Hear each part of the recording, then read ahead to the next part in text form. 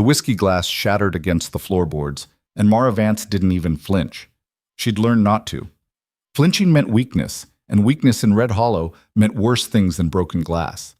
The drunk miner who'd thrown it was already laughing, his friends slapping the table, their voices cutting through the saloon's thick haze of tobacco smoke and stale beer. Mara bent down, her knees protesting after 14 hours on her feet, and began picking up the pieces. "Leave it," barked Samuel, the saloon owner, from behind the bar. His face was red, perpetually angry. "Get back to work. Table 7's been waiting." Mara straightened, glass shards still glittering on the floor like broken promises. Her hands were raw, her back ached in places she didn't know existed anymore, and the forced smile she'd worn for the past 6 years felt like it might crack her face in half. But she nodded. She always nodded. Because 20 miles away, in a cramped room above the general store, her sister Emma lay dying. Not quickly, not mercifully. Slowly, the way consumption took people in towns like this, towns where doctors cost more than most people earned in a month, where medicine was a luxury and hope was something you couldn't afford to buy. Mara moved through this crowded saloon, her practiced smile fixed in place. The men didn't look at her face anyway. They never did. She was 24 years old and felt 50. Her dress, mended so many times the original fabric was more memory than material, hung loose on her frame. She'd stopped eating regularly 6 months ago. Emma needed the food more. "About time," growled the man at table 7. His companions, 3 other miners, their clothes still dusty from the day's work, leered at her as she approached. "What can I get you, gentlemen?" The word gentleman tasted like ash, but Samuel insisted on it. Manners, he said, kept the place respectable, as if anything in Red Hollow could be called respectable. "Whiskey, 4 glasses. And bring that bottle over here, sweetheart. We're celebrating." "Celebrating what?" The man grinned, showing tobacco-stained teeth. "Old man Carson finally kicked it. Mine's hiring." Mara felt something twist in her chest. She knew Carson's widow, knew his 3 children, knew they'd be in the streets by week's end. But she nodded, smiled, and walked away to fetch their whiskey. The saloon was packed tonight. It always was on Fridays when the mines paid out. Men with money burning holes in their pockets, desperate to forget the darkness underground, the friends who didn't make it out, the slow poison of dust settling in their lungs. They drank to forget, and Mara served them with a smile that forgot nothing. She'd been doing this since she was 18, since the cave-in that killed her father and 32 other men. Since the mine owners had shrugged and said accidents happen. Since her mother had drunk herself to death within a year, leaving Mara alone with a 12-year-old sister in debts that multiplied like rabbits. 6 years, 2,190 days of this. She'd counted every one. "Mara!" Samuel's voice again, sharp as a whip. "You deaf? Table 4 wants service." She grabbed the whiskey bottle, the cheap stuff that probably had more water than alcohol, and made her way back through the crowd. Someone grabbed her hip as she passed. She twisted away smoothly, practiced, not breaking stride. The man laughed. His friends laughed. No one stopped them. This was Red Hollow. This was life. The night ground on. More drinks. More leering faces. More hands that strayed too close. Mara's feet screamed with every step, but she kept moving because stopping meant thinking, and thinking meant drowning. Around midnight, something changed. The saloon door opened, not unusual, but the man who walked through it was. He was tall, dressed in clothes that cost more than Mara made in 3 months. Dark coat, clean shirt, boots that had never seen the inside of a mine. His face was hard angles and careful control, somewhere in his early 30s, with eyes that swept the room like he was cataloging everything and finding it all wanting. The saloon didn't go quiet. It wasn't that kind of dramatic moment, but conversation shifted. Men glanced over, then away. There was something about the stranger that commanded space without demanding it. He chose a table in the corner, the quietest spot in the room. Sat down with his back to the wall like a man accustomed to watching for danger. "Mara," Samuel hissed. "Table 9. And be nice. That's money walking." She approached the stranger's table, her smile already in place. But when she got close enough to see his face properly, something made her pause. He was looking at her, actually looking, not at her body, not through her, but at her face, at her eyes. Like she was a person. It was so unusual that she almost forgot her lines. "Welcome to Samuel's," she managed. "What can I get you?" "Whiskey." His voice was low, controlled. The real stuff, if he has any. He does. Costs extra. I'd imagine it does. She turned to go, but his voice stopped her. What's your name? Mara hesitated. Men didn't ask her name. They called her sweetheart or darling, or didn't call her anything at all. Mara. Cole Ashford. He didn't offer his hand. Men didn't shake hands with saloon girls. But he nodded, like her name mattered. She brought him the good whiskey, the bottle Samuel kept hidden for customers who could actually pay, and set it down carefully. Cole poured a glass, studied it, then looked up at her again. How long have you worked here? 6 years? Long time. Not long enough. The words slipped out before she could stop them. Exhaustion made her careless. But Cole didn't laugh or look offended. He just studied her with those careful eyes. You don't want to be here. No one wants to be here, Mr. Ashford. That's not how life works. How does life work, then? The question was absurd. She had 7 other tables waiting. Samuel was glaring daggers at her from across the room, and this wealthy stranger wanted to discuss philosophy. But something in his tone made her answer honestly. You survive. That's how it works. You wake up, you work, you go to sleep. You do it again the next day, and the day after that, until one day you don't. Cole was quiet for a long moment. Then, that's not living. That's dying slowly. Then I guess we're all dying slowly. She walked away before he could respond, before the conversation could go anywhere else. She had work to do, bills to pay, a sister who needed medicine. But she felt his eyes on her as she moved through the saloon, not leering, not judging, just watching, seeing. It unnerved her more than the grabbing hands ever did. The night dragged on. 2 fights broke out. Samuel handled them with a baseball bat he kept behind the bar. A man vomited in the corner. Another passed out at his table. The usual Friday night entertainment. Through it all, Cole sat in his corner, nursing his whiskey. He didn't drink much, didn't talk to anyone else, just watched the room with those calculating eyes. Around 2 in the morning, when the crowd finally thinned, Samuel dismissed her with a grunt and a handful of coins. Mara counted them automatically as she walked toward the back room to collect her shawl. Less than usual. Samuel had docked her for talking too long to customers. She was too tired to argue. The back room was tiny, barely more than a closet where Samuel stored extra bottles and the girls kept their things. Mara pulled her threadbare shawl around her shoulders and tried not to think about the long walk home, 2 miles through dark streets. She'd done it 1,000 times, but it never got easier, never got safer. Mara. She jumped. Cole Ashford stood in the doorway. Mr. Ashford. She kept her voice neutral, professional. Rule number 1, never be alone with a customer. The saloon's closing. You'll need to. I want to help you. The words hung in the air between them. Mara's exhausted mind struggled to process them. Excuse me? Your sister, Emma. She's sick. The world tilted. How do you know about Emma? I make it my business to know things. Cole's voice was matter-of-fact.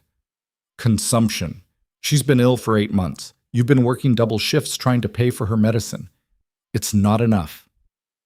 Fear and fury warred in Mara's chest. Who are you? What do you want? I told you I want to help. Nobody helps in Red Hollow, not without strings. There are no strings. There are always strings. Mara's voice cracked. She was so tired, too tired for this. Every man who's ever offered to help me wanted the same thing, so just say it. Get it over with. Cole's expression didn't change, but something flickered in his eyes. Pain, maybe. Or anger. I don't want that. I want to pay for Emma's treatment. A real doctor. Medicine. Whatever she needs. Why? Because you shouldn't have to watch your sister die because you don't have money. It was too much. The exhaustion, the fear, the desperate hope she'd trained herself not to feel, it all crashed over her at once. Mara's knees gave out. She caught herself against the wall, breathing hard. I can't accept that. Why not? Because I don't know what it costs, what you'll want later. Cole stepped closer, but didn't touch her. What do you want, Mara? Forget about cost. Forget about strings. If you could have anything, what would it be? The question should have been meaningless. Fantasy. But standing there in that cramped back room, with 6 years of survival weighing on her shoulders and a stranger offering the impossible, Mara answered honestly. Just one day to breathe. One day where I'm not terrified, where I don't have to smile at men who see me as furniture, where Emma isn't dying and I'm not drowning and everything isn't so, her voice broke, so goddamn heavy. Cole was quiet for a long moment. When he spoke, his voice was soft. Okay. Okay, what? I'll give you that day. Mara laughed, bitter and broken. You can't give someone a day, Mr. Ashford. That's not how the world works. Let me try. He pulled something from his pocket. Money. More money than Mara had seen in months. He set it on the small table beside her. For Emma's doctor. No strings, no repayment, just take it. Then he walked away. Mara stared at the money, her hands shaking. It could be real. Emma could see a real doctor, could get real medicine, could have a chance. But nothing in Red Hollow came without cost. Nothing. She picked up the bills with trembling fingers and hurried out of the saloon. Cole was already gone, disappeared into the darkness like he'd never been there at all. The street was empty except for the usual drunks and shadows. Mara walked home with the money pressed against her chest, terrified someone would attack her, rob her, take away this impossible gift. But she made it to the cramped room above the general store without incident. Emma was asleep, her breathing rattling in her chest. She looked so small in the bed, so fragile. 16 years old and already half ghost, Mara sat beside her, counting the money again and again, making sure it was real. It was. More than real. Enough for a doctor, enough for medicine, enough for hope. She didn't sleep that night, couldn't. Just sat watching Emma breathe and wondering what Cole Ashford would want in return for the miracle he'd just given her. Because in Red Hollow, miracles always had a price. The doctor came 3 days later. Mara had waited, terrified Cole would change his mind, that the money would disappear, that she'd wake up and find it had all been a fever dream. But the bills were real, solid, and when she'd gone to the expensive doctor on the other side of town, the one who treated mine owners and merchants, he'd agreed to see Emma. Dr. Harrison was a stern man with gray hair and careful hands. He examined Emma for over an hour while Mara stood in the corner, hardly daring to breathe. She's very ill, he said finally, but not beyond help. I'll need to see her twice a week. This prescription needs to be filled immediately. The medicine won't cure her, but it will stabilize her condition. Give her body a chance to fight back. How much? Mara's voice was barely a whisper. Dr. Harrison named a sum that would have been impossible a week ago, but with Cole's money, it was manageable. Barely. I'll need payment every visit, the doctor continued. If you miss one, I won't miss any. Mara's voice was steel. The doctor studied her for a moment, then nodded. See that you don't. This girl's life depends on it. After he left, Mara sank into the chair beside Emma's bed. Her sister's eyes fluttered open, clearer than they'd been in months. Mara? Emma's voice was weak but present. Was that Dr. Harrison? Yes. How did we afford him? Mara hesitated. She hadn't told Emma about Cole. Hadn't told anyone. The whole thing felt too strange, too fragile, like talking about it might make it disappear.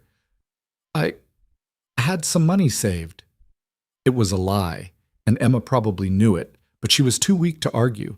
She just squeezed Mara's hand and closed her eyes again. That night, Mara returned to Samuel's saloon with a strange mixture of gratitude and dread. She needed to keep working. Dr. Harrison's fees would eat through Cole's money eventually, and Emma needed food, rent, firewood. But she also knew she'd have to face Cole again, would have to find out what he really wanted. The saloon was moderately busy, not Friday night chaos, but steady. Mara moved through her routine automatically, serving drinks, dodging hands, smiling until her face hurt. Cole wasn't there. She told herself she was relieved. But part of her, a part she didn't want to acknowledge, was disappointed. He came back 2 nights later. Same table in the corner, same expensive clothes, same careful eyes that seemed to see too much. Mara approached with her practiced smile, but her hands were shaking slightly. Mr. Ashford. Mara. How's Emma? Better? The word caught in her throat. The doctor says, He says she has a chance. Good. She set down his whiskey, the good bottle, without being asked, and waited. For the demand. For the price. For whatever he really wanted. But Cole just nodded his thanks and took a sip. Mara stood there, uncertain. Mr. Ashford, I need to know. Cole. Just Cole. Fine. Cole. I need to know what you want, what this costs. I told you. Nothing. That's not possible. Nobody. Mara! Samuel's voice cut through the saloon. Table 6 is waiting. She hurried away, frustrated and confused. The rest of the night passed in a blur. When she glanced at Cole's table, he was always there, watching the room with those calculating eyes. Watching her. It should have felt creepy. But it didn't. It felt safe. Like having someone see her as more than furniture made her more than furniture. The pattern continued. Cole came to the saloon 3 or 4 times a week. Always the same table. Always watching. They didn't talk much. Samuel wouldn't allow it. But sometimes when Mara brought his whiskey, Cole would ask about Emma. And sometimes she'd answer honestly. She's eating again. The medicine is working. She smiled today, really smiled. Cole never pushed for more conversation. Never demanded her time or attention. Just listened and nodded, like Emma's recovery mattered to him personally. It was the strangest relationship Mara had ever had, if it could even be called a relationship. Then, 3 weeks after their first meeting, everything changed. It was another Friday night. The saloon was packed, rowdy, dangerous. Mara was exhausted. She'd been working a double shift because one of the other girls had quit without notice. Her feet were bleeding inside her worn shoes, and her smile had cracked hours ago. She was serving table 3 when one of the miners, a regular named Dawson, mean drunk and meaner sober, grabbed her wrist. Sit with us, sweetheart. I can't, I'm working. I said sit. He yanked her down onto his lap. His friends laughed. Mara's heart hammered. She'd handled this before. You laughed it off, made a joke, extracted yourself carefully. Never made them angry. Never made a scene. Come on, Dawson, let me up. Samuel will have my head. Samuel can wait. Dawson's hand slid up her leg. Let go. Mara's voice was hard now. Forget the smile. Forget being nice. Make me. The table erupted in laughter. Mara tried to stand, but Dawson held her tight. His other hand grabbed her chin, forcing her to look at him. You think you're too good for us? Walking around here like you're something special. Let her go. The voice cut through the noise like a knife. Cold, controlled, absolutely certain. Cole stood 3 feet away, his expression unchanged, but his presence suddenly filling the entire space. Dawson laughed. Mind your business, fancy man. I'm making it my business. Let her go. Or what? Cole didn't answer. He just looked at Dawson with those careful eyes, and something in his expression made the entire table go quiet. Dawson's grip loosened, just slightly. Mara wrenched herself free and stumbled backward. Cole caught her elbow, steadying her. You all right? She nodded, not trusting her voice. Dawson stood up, his face red with anger and embarrassment. You think you can come in here and... I think you should apologize to the lady and sit down. Lady? Dawson spat. She's a saloon girl. Something flickered across Cole's face. Something dangerous. She's a woman who deserves respect. Apologize. The saloon had gone quiet now. Samuel was moving toward them, baseball bat in hand, but Cole raised a hand, stopping him. I'm waiting, Cole said quietly. Dawson looked at his friends, looked at the crowd, looked at Cole's expensive clothes and calm certainty. Something in him recognized he was outmatched, not physically, but in every way that mattered. Sorry, he muttered. Say it to her.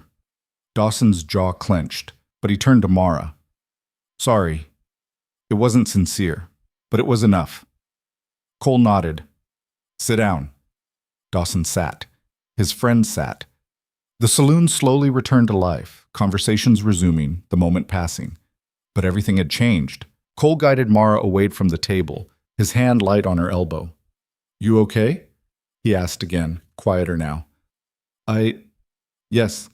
Thank you. Don't thank me. His voice was tight.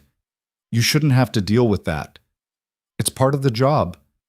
It shouldn't be. Samuel appeared, his face thunderous. Mara, back to work. Mr. Ashford, I appreciate what you did, but I run this establishment. Then run it better. Cole's voice was still controlled, but there was iron underneath. If I see anyone put their hands on her again, I'll make sure this place is shut down by morning. Understood?" Samuel's face went through several shades of red, but he knew when he was beaten. "Understood." Cole turned back to Mara. "Take a break. Sit down." "I can't. Sit down." It wasn't a command. It was a request that sounded like care. Mara, too shaken to argue, sat at Cole's table. He poured her a glass of whiskey. "Drink." She did. It burned going down, but the warmth helped steady her. They sat in silence for a moment. Then Mara spoke, her voice barely audible over the saloon noise. "Why are you doing this?" "Doing what?" "All of it. Emma's doctor, standing up to Dawson, acting like I matter." Cole was quiet for a long time. When he finally answered, his voice was carefully neutral. "Because you do matter, and because I know what it's like when nobody sees you." "You?" Mara almost laughed. "Look at you. Look at your clothes, your money, the way everyone defers to you. How could you possibly—" "Money doesn't mean people see you." Cole's voice was hard now. "It just means they see what they want from you." Mara studied his face. Behind the careful control, she saw something familiar, something tired, something that understood survival. "Who are you really?" she asked. "Someone who's made mistakes, someone who's trying to do better." "That's not an answer." "It's the only one I have right now." Samuel was glaring at them from across the saloon. Mara knew she needed to get back to work, but she didn't move. "I don't understand you," she said finally. "You don't have to." "But I want to." Cole looked at her then, really looked at her, and for just a moment his careful mask slipped. She saw exhaustion there, and loneliness, and something else, something that looked like hope but was afraid to be. "Maybe someday," he said quietly, "when I deserve it." Before Mara could ask what that meant, Samuel barked her name again. She stood reluctantly. "Thank you," she said, "for everything." "Don't thank me yet." There was something ominous in those words, but before Mara could question it, Cole was standing, leaving money on the table, far more than his whiskey cost, and walking toward the door. She watched him go, her mind spinning with questions she couldn't ask and answers she wasn't sure she wanted to hear. That night, walking home through the dark streets, Mara realized something terrifying. She was starting to trust Cole Ashford, starting to believe his help might actually be free, starting to feel something that wasn't just gratitude. And in Red Hollow, feelings like that were more dangerous than any drunk miner with grabbing hands. Because sooner or later, Cole would leave.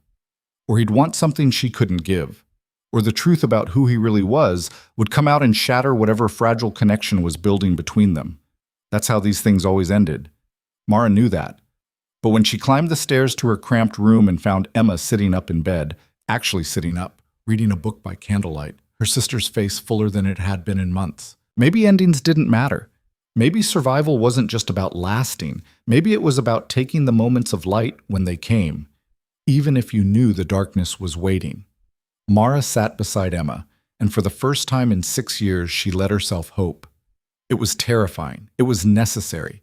It was the beginning of something that would either save her or destroy her completely. And somewhere across town, in a rented room at Red Hollow's only hotel, Cole Ashford stood at his window and looked out at the dark streets. His hands were shaking, something they rarely did anymore. His carefully controlled expression was finally cracking. Because standing up to Dawson had felt good. Helping Emma had felt necessary. Watching Mara's hope return had felt like redemption. But redemption required truth. And the truth was going to shatter everything. Cole poured himself a drink and tried to prepare for the moment when Mara learned who he really was. What his family had done.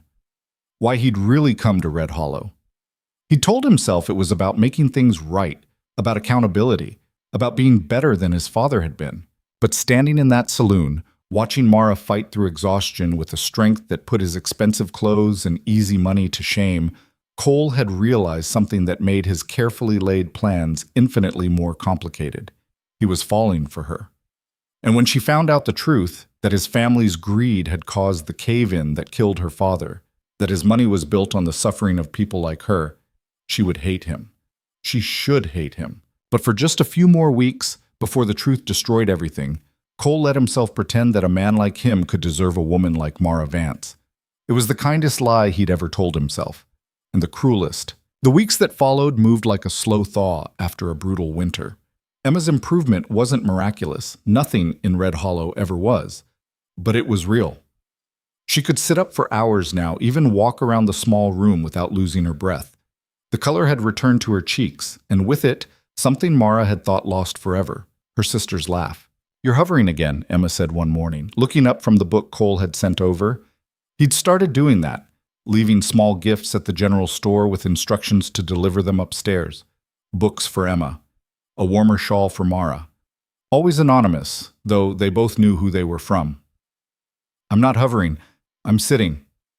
"You're sitting 3 feet away, watching me like I might disappear if you blink." Emma's smile was gentle. "I'm okay, Mara. Really." Mara wanted to believe her, but 6 years of watching Emma fade had carved grooves of fear too deep to fill with a few weeks of medicine. "Dr. Harrison said you need rest." "Dr. Harrison also said I need fresh air and sunlight, which means you need to stop treating me like I'm made of glass and let me live a little." The word live hit Mara harder than it should have. When had survival stopped being enough? When had she started wanting more than just making it through each day? She knew the answer. She just didn't want to admit it. "Fine," Mara said, standing, "but you stay in this room. No going downstairs. And if you feel tired, I'll rest, I promise." Emma's expression turned serious. "Mara, who is he?" "Who?" "Don't play dumb. The man paying for all this. The one sending gifts. The one you won't talk about." Mara busied herself straightening blankets that didn't need straightening. "Just someone trying to help." "Nobody helps for free in Red Hollow." "I know." "So what does he want?" "I don't know." The words came out sharper than intended. "That's what scares me." Emma was quiet for a moment, then softly, "Maybe he just wants to help. Maybe not everyone is terrible." "Everyone is terrible. They're just terrible in different ways.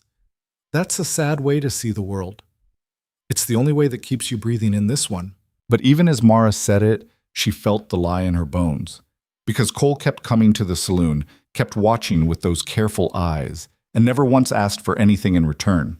Never pushed, never demanded, just existed in her peripheral vision like a promise she was afraid to believe. That night at the saloon, the routine felt different. Mara moved through her work with the same practiced efficiency, but her awareness had shifted.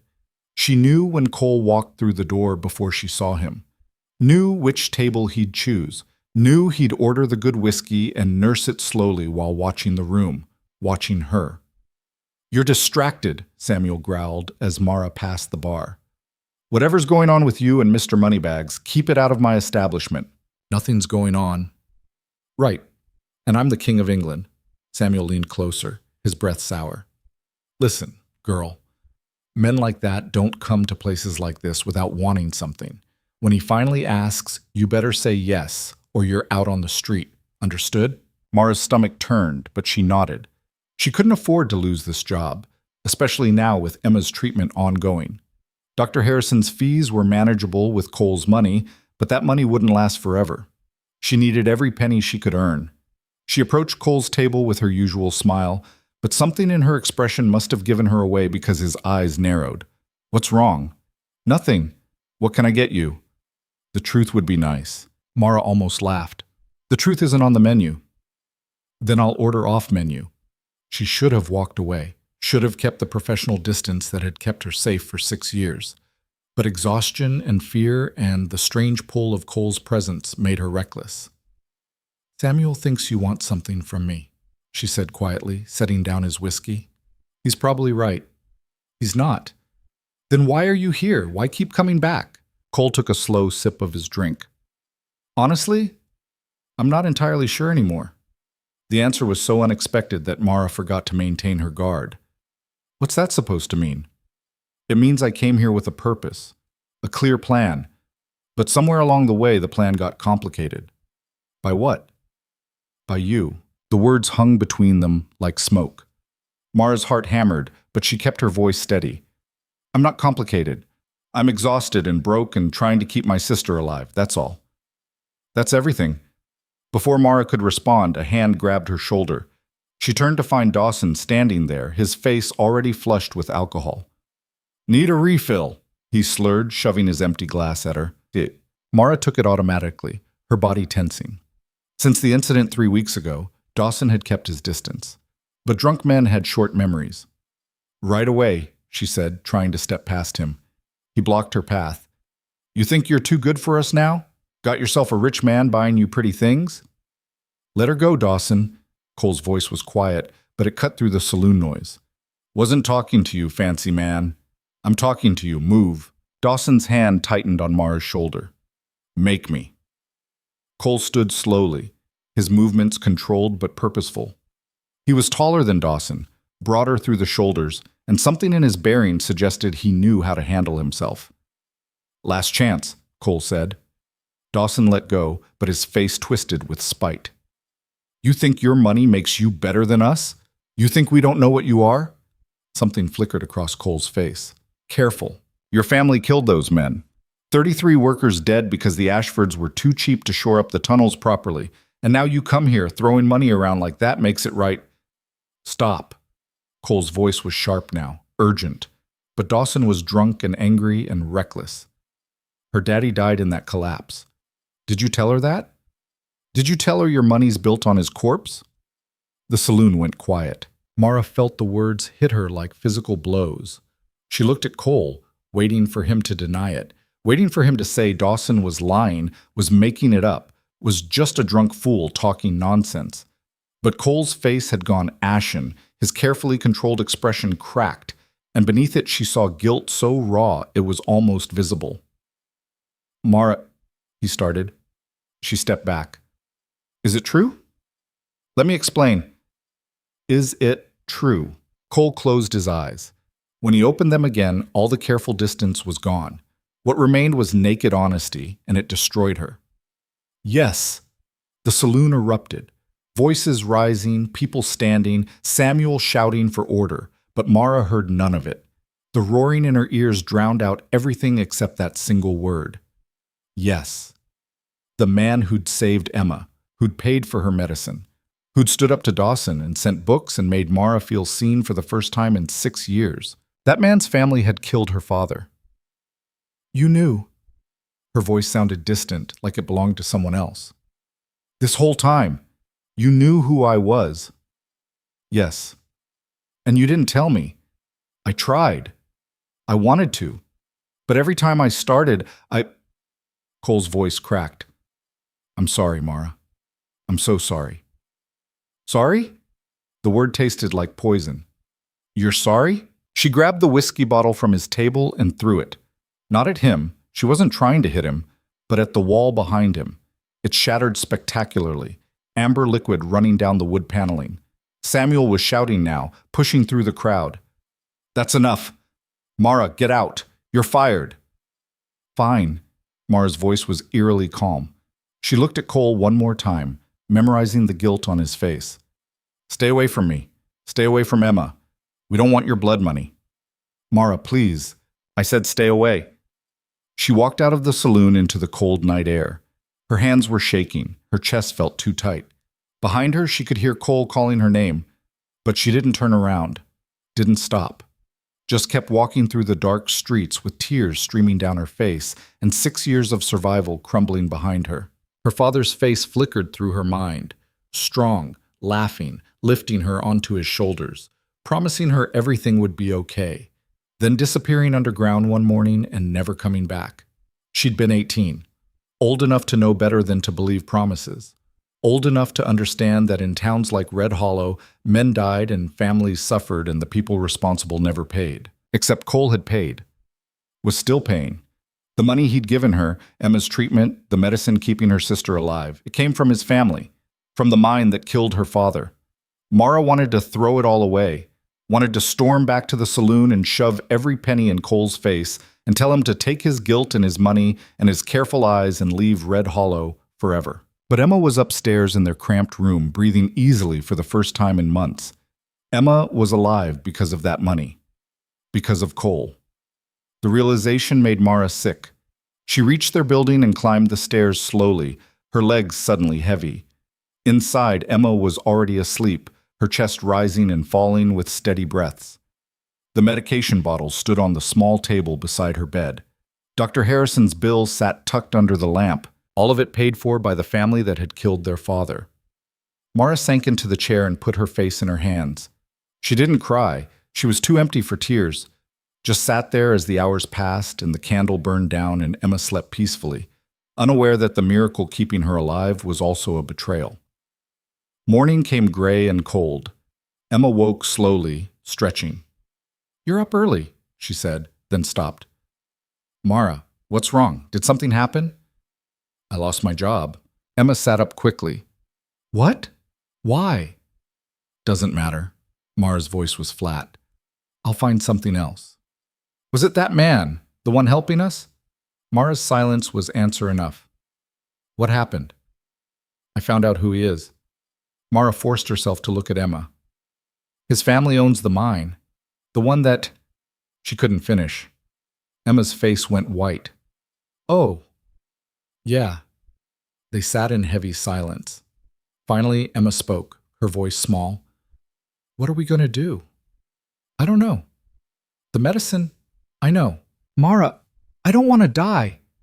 The words broke something in Mara's chest. She crossed to the bed and wrapped her arms around Emma, holding her sister like she could physically keep death away. "You're not going to die, I promise. But without the medicine, I'll figure something out. I always do."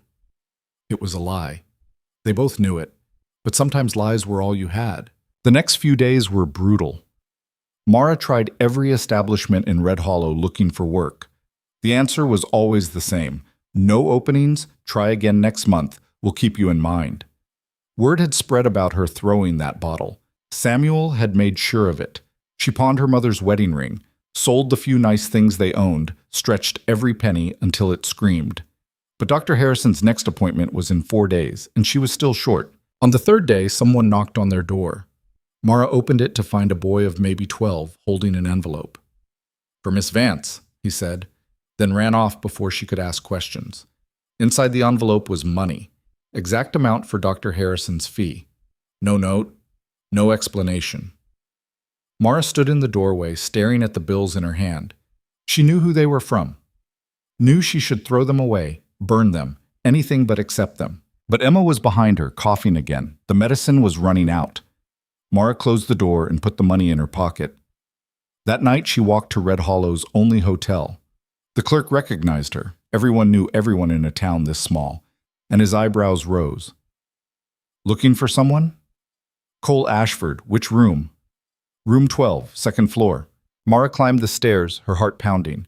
She didn't know what she was going to say, didn't know if she was here to thank him or scream at him or both. She knocked. Cole opened the door immediately, like he'd been waiting.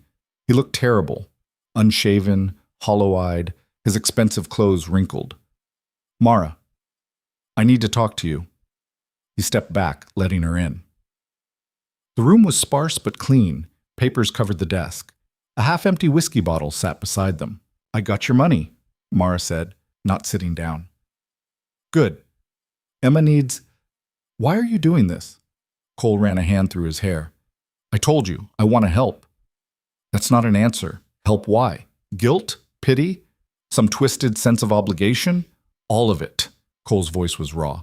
"All of it and more." "I don't understand." "Neither do I." He laughed bitterly. "I came here to make restitution. My father died 6 months ago, and going through his papers, I found evidence of what he'd done. The shortcuts, the bribed inspectors, the 33 men who died because profit mattered more than safety." He gestured at the papers on the desk.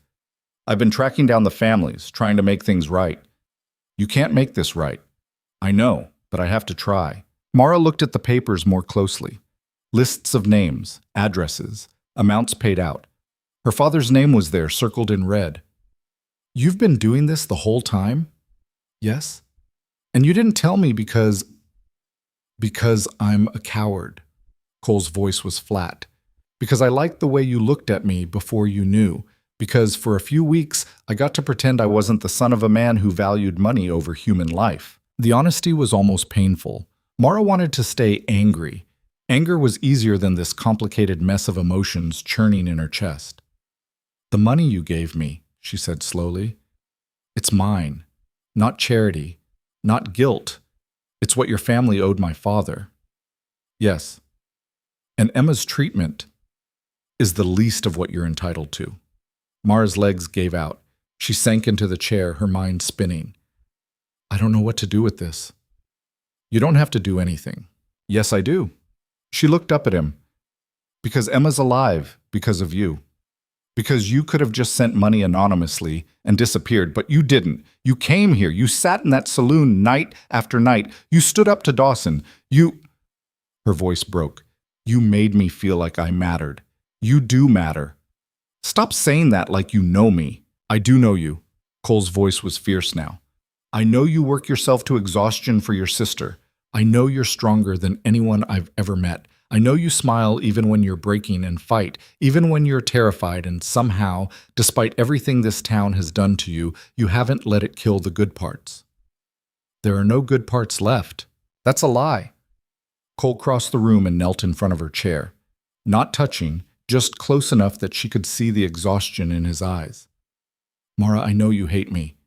You should hate me. But please, let me keep helping Emma, not for me, for her. I can't afford to hate you. The words tasted bitter. That's what makes this so awful. You're tied to the worst moment of my life, but you're also tied to the best thing that's happened since. And I don't know how to reconcile that. You don't have to. Just let me help. Why do you care so much? Cole was quiet for a long moment. When he spoke, his voice was barely above a whisper. Because I'm tired of being my father's son. Because I've spent my whole life watching people suffer so my family could profit, and I never did anything to stop it. Because when I look at you, I see what courage actually looks like, and it makes me ashamed of every comfortable choice I've ever made. He paused, then continued. And because somewhere in the last few weeks, helping Emma stopped being about guilt and started being about something else entirely. What? You? The word hung between them. Mara's breath caught. That's not fair, she said. I know. You can't say things like that after everything. I know that too. Mara stood abruptly. I should go. Will you take the money? She wanted to say no, wanted to throw it in his face and storm out and never see him again. But Emma's rattling cough echoed in her memory. Yes. Will you let me keep helping? I don't have a choice. You always have a choice. No. Mara's voice was hard. People like you have choices. People like me have survival. She walked to the door, then stopped with her hand on the handle. Cole? Yes? The things you said. About me mattering. About seeing courage. She didn't turn around. Don't say them again. Because I want to believe them, and that's dangerous. Why? Because men like you don't stay in towns like this, and women like me don't get happy endings. She opened the door. Emma has an appointment in 2 days. I'll need money for the medicine. I'll send it. Good. Mara left before he could say anything else. She walked home through the dark streets with his words echoing in her head and her heart doing complicated things she couldn't afford. Emma was awake when she returned, sitting up in bed with one of Cole's books. Did you see him? She asked. Yes. And? And we're going to keep accepting his help, because you need it. Mara, no arguments. You're going to live, Emma. I don't care what it costs me. Emma studied her sister's face. What if the cost is too high? There is no cost too high for your life. Even if it means forgiving the unforgivable? Mara sank onto the edge of the bed. I'm not forgiving anything. I'm just surviving differently. That sounds exhausting. Everything about our life is exhausting. Emma reached out and took Mara's hand. Maybe it doesn't have to be. What do you mean? Maybe there's something between survival and happy endings. Something messy and complicated but real. You've been reading too many books. Or you haven't been reading enough. Despite everything, Mara smiled. When did you get so wise? Around the time I stopped dying. Emma squeezed her hand. Mara, I know this is hard, but maybe Cole isn't the enemy. His family killed our father. His father killed our father. There's a difference. Is there? I think so. Otherwise, we're just replaying the same pain forever. Mara wanted to argue, but exhaustion and confusion and the memory of Cole's voice saying you matter made everything blur together. I don't know how to do this, she admitted. Neither does he, probably. Maybe that's okay. Nothing about this is okay. No, Emma agreed. But it's real and messy, and maybe that's better than nothing. Mara lay down beside her sister, both of them staring at the ceiling. I'm scared, Mara whispered. Of what? That I'm starting to care about him, and that when this all falls apart, because it will fall apart, it's going to hurt worse than anything else ever has. Emma was quiet. Then, what if it doesn't fall apart? Things like this always fall apart. Maybe, but sometimes they don't. Sometimes they become something neither person expected. That sounds like one of your books talking. Maybe books know things we don't. They fell asleep like that, sisters in the dark, both hoping for things they were afraid to name. Across town, Cole sat at his desk with a pen in his hand and paper in front of him. He'd been trying to write a letter for hours, trying to explain everything he couldn't say in person, but words felt inadequate. How did you apologize for inheriting guilt? How did you ask forgiveness for sins that weren't technically yours but shaped your entire existence? How did you tell someone you'd fallen for them when falling was the most selfish thing you could do? Cole set down the pen and picked up his whiskey glass. The papers in front of him showed his progress. 21 families contacted, restitution paid, lives marginally improved. But none of it mattered as much as the look on Mara's face when she'd realized who he was. He should leave Red Hollow. He'd done what he came to do. Emma would be fine. He'd arranged for her treatment to continue for the next 2 years, fully paid. Mara would find new work eventually. They'd survive. But leaving felt wrong in ways Cole couldn't articulate. Because somewhere in the last few weeks, Red Hollow had stopped being a box to check on his guilt-driven list and started being the place where Mara lived. And Mara had stopped being just another name on his father's list of victims and started being the first person in years who made Cole want to be better than he was. He knew it was selfish, knew staying would only make things more complicated, but when had he ever chosen the selfless path before? Cole drained his whiskey and made a decision. He was staying, not to push, not to demand, just to be there, to help when needed, to prove through actions what words couldn't convey.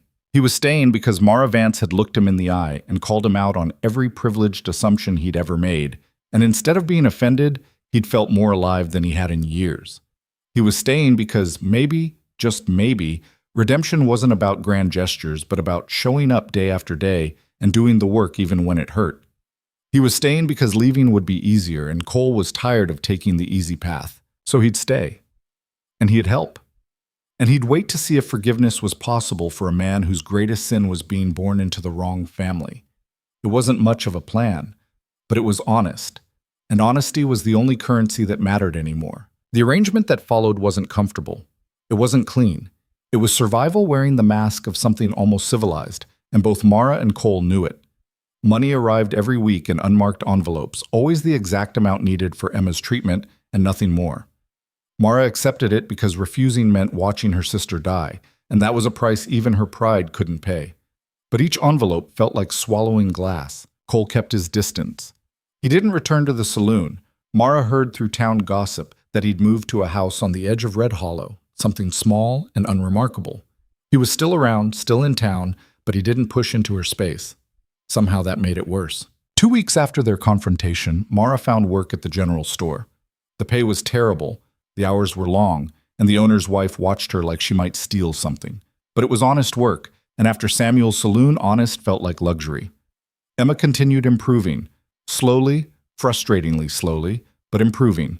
She could walk around the room now without collapsing, could eat full meals, could laugh without coughing until she saw stars. You should talk to him, Emma said one evening as Mara measured out her medicine. I talk to him when necessary. You know what I mean. There's nothing to say. Mara concentrated on getting the dosage exact. Dr. Harrison had been very clear about measurements. You're miserable. I've been miserable for 6 years. This is nothing new. That's not true, and you know it. Emma's voice was gentle but firm. Before, you were surviving. Now you're just stuck. Mara set down the medicine bottle harder than intended. What do you want me to say, Em? That I forgive him? That I'm grateful? That I don't lie awake at night trying to reconcile the man who saved you with the family that killed our father? I want you to be honest about what you're feeling. I don't know what I'm feeling. That's the problem. Emma reached for her sister's hand. Maybe you should figure it out. Why? What difference does it make? Because I'm getting better, Mara. And when I'm well enough, we could leave Red Hollow, start over somewhere else. But you won't go, will you? Because of him. The accusation hung in the air. Mara wanted to deny it, but the words stuck in her throat. I hate him, she said finally. No, you don't. I should hate him. That's different. Mara pulled her hand away and stood, moving to the small window that overlooked Red Hollow's main street. Outside, the town was settling into evening, lamps being lit, shops closing. The same routine that had played out for years, for decades, probably for as long as this miserable place had existed. He wrote to the territorial governor, she said quietly. Emma sat up straighter. What? I heard about it at the store. Mrs. Henderson was gossiping with Mrs. Price. Cole wrote to the territorial governor demanding an investigation into the mine collapse. He submitted his father's papers as evidence, documents showing the bribes, the shortcuts, everything. When? 3 weeks ago, before anyone knew who he was. Emma was quiet for a moment. That's not nothing. It doesn't bring father back. No, but it's more than anyone else has done. It's guilt. Maybe. But guilt that actually does something is better than guilt that just sits there. Mara pressed her forehead against the cool glass. I don't know how to separate him from what his family did. Maybe you're not supposed to. Maybe that's something he has to carry, and you just have to decide if you can stand next to someone carrying that weight. When did you become a philosopher? When I stopped dying and started paying attention. Emma's smile was soft. Mara, I'm not telling you to forgive him or trust him or anything like that. I'm just saying, maybe you could talk to him. Actually talk. Because whatever's happening between you two, it's not finished. It should be finished. But it's not. Mara didn't have an answer for that. The next day at the general store, Mara was sorting through a shipment of dry goods when the bell above the door chimed. She looked up and froze.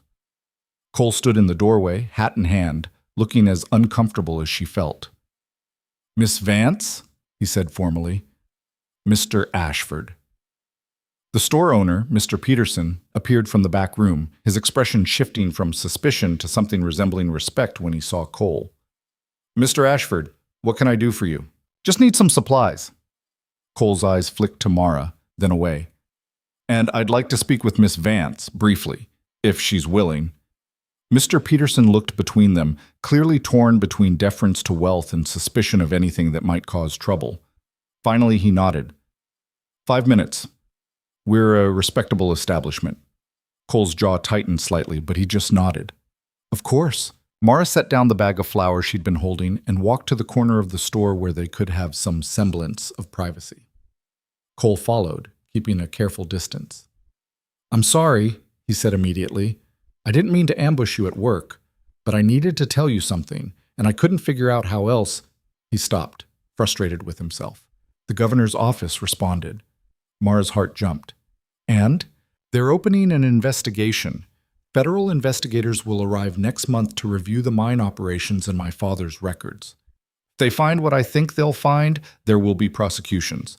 The mine operators who took bribes, the inspectors who looked the other way, they'll face charges. Your father's already dead. Yes. But his partners aren't. The men who helped him cut corners and pocket the difference, they're still running mines all over the territory, still putting workers at risk. Cole's voice was tight. I can't bring back the men who died, but I can try to stop it from happening again. Mara studied his face, looking for the lie, the performance, but all she saw was exhaustion and determination. Why are you telling me this? Because you have a right to know. Because your father's death is part of this investigation. He paused. And because I need you to understand that I'm not trying to buy forgiveness. I know I can't. But I can try to make the system that killed your father actually face consequences. That won't bring him back. Nothing will. But maybe it means something that the truth comes out. That people know what really happened. Mara wanted to stay angry. Anger was simpler than the complicated mess of emotions churning in her chest. But standing there in the general store, looking at Cole's haggard face and remembering Emma's words about guilt that actually does something, she felt her defenses crack. Mr. Ashford? Cole. Please. Cole. The name felt strange on her tongue. I don't know what you want from me. Nothing. I want nothing from you. Everyone wants something. Then I want you to stop looking at me like I'm my father. His voice was raw. I know I can't change what he did. I know his blood runs in my veins and his money paid for everything I own. But I'm trying to be different. I'm trying to do better. And I need you to see that, even if you can't forgive it. Why does it matter what I see? Cole opened his mouth, then closed it. When he spoke again, his voice was barely above a whisper. Because you're the only person in my entire life who's ever looked at me and seen past the money, past the name. You saw me as just a man, and when you found out the truth, I watched that die in your eyes. I watched you start seeing the Ashford name instead. What did you expect? Exactly what happened, but that doesn't make it hurt less. The honesty was disarming. Mara felt her carefully maintained anger wavering. I need time, she said finally. Take all the time you need. I'm not going anywhere. That's what scares me. Something like understanding crossed Cole's face. I know. Mr. Peterson cleared his throat loudly from across the store. Time's up. Cole nodded, then looked at Mara one more time. Emma's appointment is tomorrow. The money will be there. It always is. It always will be. No matter what happens between us, that doesn't change. Emma deserves to live, and I have the means to make that happen. Those two facts aren't connected to anything else. He left before Mara could respond, the bell chiming as the door closed behind him. Mr. Peterson appeared at her elbow. That man sweet on you? No. Could have fooled me. He looked at you like you were the only thing in the room. He was just delivering a message. Right, and I'm the territorial governor. Mr. Peterson shook his head. Be careful with that one, Mara. Men with that much money don't think like the rest of us. I'm not planning anything with him. Plans and what actually happens are two different things. Mara returned to her work, but her hands were shaking slightly. Because Mr. Peterson was right, and Emma was right, and even Cole's brutal honesty was right. She couldn't stop thinking about him, couldn't stop the way her heart jumped when she saw him, couldn't stop comparing every other man in Red Hollow to someone who saw her as human instead of furniture. And that was terrifying, because caring about Cole Ashford meant caring about someone whose very existence was tied to the worst moment of her life. It meant trying to separate the man from his heritage, and Mara didn't know if that was even possible. That night, Emma's condition took a turn. It wasn't dramatic. She didn't collapse or cough blood or anything that would make sense in a story. She just got tired, bone-deep tired, the kind of tired that came from fighting too long. Dr. Harrison examined her with his usual thoroughness, then pulled Mara aside. The medicine is working, but her body is still very weak. She needs rest. Real rest. Not this. He gestured at their cramped room with its thin walls and constant noise from the street below. Somewhere quiet, clean air, good food. I can't afford that. I know, but it's what she needs. Dr. Harrison's expression softened slightly. I've seen cases like this before. The medicine can only do so much. The rest is about environment, about having the space and peace to actually heal. After he left, Mara sat beside Emma's bed, her mind racing. Quiet places cost money they didn't have. Even with Cole's help covering the medicine, their daily expenses ate through Mara's wages from the store. There was nothing left for luxuries like rest and clean air. Emma's eyes fluttered open. I heard. You should be sleeping. I heard what Dr. Harrison said about needing a better place. Don't worry about it. We'll figure something out. Mara, I said we'll figure it out. But that night, lying on the floor beside Emma's bed because the room was too small for two, Mara stared at the ceiling and admitted the truth. She couldn't give Emma what she needed. Not on her own, not with her pride intact, not without help she didn't want to ask for. The realization felt like defeat. 2 days later, Mara walked to Cole's house. She'd gotten the address from Mrs. Henderson, who'd been only too happy to provide it along with a 20-minute lecture about propriety. The house was small by wealthy standards, but still nicer than anything Mara had ever lived in. Wood frame, painted white, with a porch and actual curtains in the windows. It sat at the edge of town, where Red Hollow started giving way to open territory. Mara stood at the gate for a full minute before forcing herself to walk up the path and knock. Cole answered immediately, like he'd been waiting. His shirt sleeves were rolled up, and there was ink on his fingers. Behind him, she could see papers spread across a table. Mara. Surprise and something else, hope, maybe, flickered across his face. I need to talk to you. Of course, come in. She stepped inside and the difference hit her immediately. The house was clean but lived in, books on shelves, a fire in the hearth. It smelled like coffee and paper and something indefinably masculine. Sit, Cole said, gesturing to a chair. Can I get you anything? Coffee? Water? I'm fine. Mara remained standing. This isn't a social call. I didn't think it was. She forced herself to meet his eyes. Emma needs to be somewhere else. Somewhere with clean air and quiet. Dr. Harrison says the medicine is working, but she can't fully recover in that room above the general store. Okay. I can't afford to move. Can barely afford where we are now. The words tasted like ash. I'm not asking for charity. I'm asking for what your family owes mine, what you said we were entitled to. You don't have to justify it. Yes, I do. Because if I don't, it feels like begging, and I've never begged for anything in my life. Cole's expression was careful. What do you need? A place. Somewhere Emma can recover properly. I'll pay rent once she's better and I can work more hours. But right now, I need help. Done. Just like that? Just like that. Cole moved to the table and shuffled through papers. There's a house, about 5 miles outside town. It belonged to one of my father's business associates. He abandoned it after the mine collapse. Couldn't face the families, apparently. It's been sitting empty for 6 years. He found the document he was looking for. It's yours. I can't accept a house. Why not? Because that's too much. Too much compared to what? Your father's life? Emma's health? All the years you've spent surviving in a town that should have taken care of you from the beginning? Cole's voice was firm. Mara, stop thinking of this as a gift. It's restitution. It's a fraction of what you're owed. If I take this, what does that make me? Someone who puts her sister's life ahead of her pride. The words hit hard because they were true. Mara looked at the papers in Cole's hand, the deed to a house, to a future, to everything she'd needed for 6 years. What do you get out of this? She asked quietly. The knowledge that Emma has a chance to actually recover. That's all.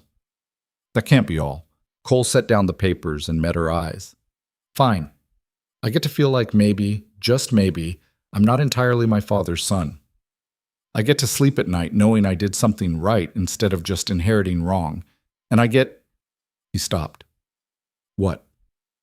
I get to see you without that wall between us, even if it's just for a moment, even if you still hate me. I don't hate you.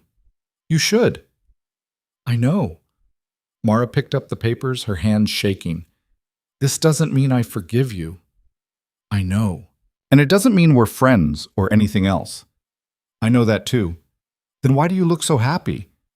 Cole's smile was small but genuine. Because you're here. Because you asked for help instead of suffering in silence. Because maybe, just maybe, you're starting to believe that I mean what I say. Mara wanted to argue, but exhaustion and relief and the weight of 6 years of survival made her honest. I don't know what I believe anymore. That's okay. You don't have to know yet. They stood in silence for a moment. Then Mara folded the papers carefully and tucked them into her pocket. When can we move in? Tomorrow if you want. I'll arrange for everything you need, furniture, supplies, whatever Emma requires. I can't. Yes, you can. Stop fighting every kindness like it's an insult. Kindness in Red Hollow usually comes with teeth. Then it's a good thing this isn't kindness. It's a debt being paid. Cole's voice softened. Let me do this, Mara. Let me help without you torturing yourself over what it means. She wanted to keep fighting, but Emma was dying slowly in that cramped room, and pride was a luxury Mara could no longer afford. Okay, she whispered. Okay? Okay. The relief on Cole's face was almost painful to see. I'll have everything ready by tomorrow afternoon.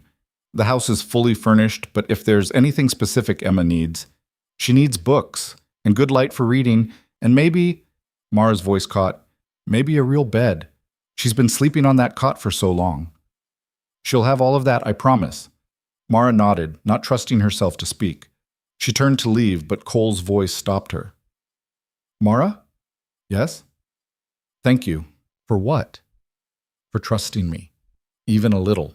Even when I don't deserve it. She looked back at him, this complicated man who represented both tragedy and hope, and felt something shift in her chest. Don't make me regret it, she said. I'll do everything I can not to. Mara left before the moment could become something more. But walking back to town, she felt lighter than she had in weeks. Maybe months. Maybe 6 years. The house was real. Emma would have a chance to recover. And Cole Ashford had kept every promise he'd ever made, even when those promises cost him pieces of himself. That night, Mara told Emma about the house. Her sister's face lit up with something that had been missing for too long. Hope. A real house? Emma's voice was breathless. With clean air and quiet and as many books as you can read. Mara, that's incredible. It's what we should have had all along. Emma reached for her sister's hand. You talked to him? Yes. And? And he's helping, that's all. That's not all, but I'll let it go for now. Emma's smile was knowing. When do we move? Tomorrow. Tomorrow? Emma laughed, the sound clear and bright. That's so soon. Is that okay? It's perfect. Emma squeezed Mara's hand. Thank you for swallowing your pride, for asking for help. I know how hard that was. You're worth it. So are you. I hope you know that. Mara didn't answer. Because she didn't know that. Wasn't sure she'd ever known that. But maybe, in this house 5 miles outside of Red Hollow, with clean air and quiet and the space to breathe, she could start figuring it out. The move happened quickly. Cole arranged for a wagon and driver. He didn't come himself, some instinct telling him Mara needed space, but his absence was somehow louder than his presence. The house was everything he'd promised, and more. 2 bedrooms, a real kitchen, windows that let in actual light. The furniture was simple but sturdy. Emma's room had a proper bed with clean sheets and a bookshelf already filled with novels. Mara stood in the doorway, watching Emma touch everything with wonder, and felt tears burning behind her eyes. It's perfect, Emma whispered. Yes. He did this. For us. For you. To help you get better. No. Emma turned to face her sister. He did this for both of us. Don't pretend otherwise. Mara didn't answer. Because Emma was right. And admitting that meant admitting things Mara wasn't ready to face. That night, in her own room with an actual bed and the quiet she'd dreamed of for years, Mara lay awake and thought about Cole, about the careful way he'd kept his distance, about the promises he'd kept, about the investigation he'd started that would expose his own family's crimes, about the way he'd looked at her in the general store like she was the only thing that mattered. It terrified her, because caring about Cole meant risking everything, meant opening herself up to hurt deeper than any she'd known, meant believing that maybe, just maybe, some debts could be paid and some guilt could be transformed into action and some impossible things could become real. She didn't know if she was ready for that. But lying there in the darkness, listening to Emma's steady breathing from the next room, Mara admitted something she'd been avoiding for weeks. She wanted to be ready, wanted to see where this impossible thing between her and Cole could go, wanted to believe that tragedy and hope could exist in the same space, tangled together and complicated but real. It was the most terrifying thought she'd ever had, and maybe, just maybe, the most honest. The house changed everything, and Mara hadn't been prepared for that. Emma thrived in the clean air and quiet. Color returned to her cheeks, her cough lessened. Within 2 weeks, she could walk the perimeter of their small property without needing to rest. Dr. Harrison, on his weekly visits, actually smiled, something Mara had never seen before. But the house also meant something else. It meant Cole was woven into every part of their new life. Every comfortable bed, every filled bookshelf, every moment of peace existed because of him. And Mara didn't know how to reconcile gratitude with the anger she felt she should still be carrying. 3 weeks after the move, Cole came to visit. Mara was in the kitchen when she heard the horse approach. She looked out the window and saw him dismounting, moving with that careful control that seemed built into his bones. Her heart did something complicated, a jump followed by a twist of anxiety. She dried her hands and went to the door before he could knock. Cole. Mara. He stayed on the porch, hat in hand. I hope this isn't a bad time. I wanted to check on Emma. She's reading. She's always reading now. Mara stepped back. Come in. Cole entered slowly, like he was walking into a space he didn't quite belong. His eyes swept the main room, the furniture he'd provided, the life he'd made possible. It looks good, he said quietly. Lived in. That's what happens when people actually live somewhere. Emma appeared in the doorway to her room, a book tucked under her arm. Mr. Ashford, I thought I heard voices. Emma, you look well. I am well. We're getting there anyway. Emma's smile was genuine. Thank you for all of this. Cole's expression softened. You're welcome. Are you reading anything good? Everything's good when you haven't had the energy to read for months. She held up the book. This one's about a woman who disguises herself as a man to fight in a war. It's ridiculous and wonderful. Sounds perfect. An awkward silence fell. Emma looked between her sister and Cole, then made a decision. I'm going to sit on the porch and read. The light's better out there.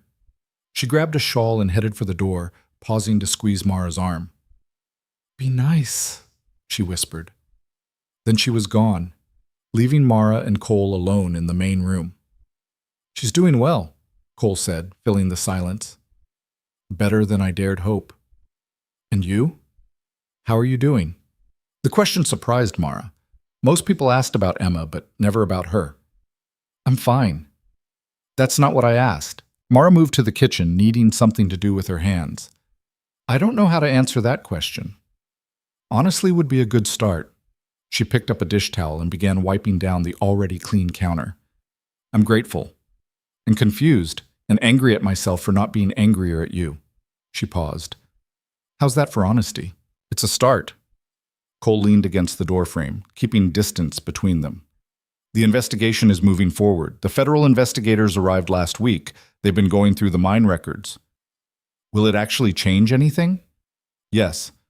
Already 3 mine operators have been arrested. The inspectors who took bribes are facing charges. It won't bring anyone back, but it might prevent the next collapse. Mara set down the towel and turned to face him. Your father's name will be destroyed. Your family's reputation. Good. It should be. Most men would protect their family's name.